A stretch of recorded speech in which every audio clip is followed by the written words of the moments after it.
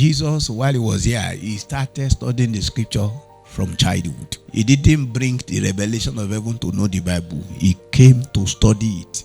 So parents and who be parents here, your children have capacity to know the scripture from childhood. Not only scriptures, even they have capacity to know God from childhood. If it were only to be that Jesus alone was the one who knew the scriptures from childhood, then we might have excuse that it's because he is God. But Samuel knew God as a child. He knew the scriptures as a child. And we are told concerning Timothy that was even raised by mixed parents. Mixed parents. The father of Timothy was ungodly. Only his mother was godly. So having a mixed parents is not an excuse. Timothy knew the scripture from childhood.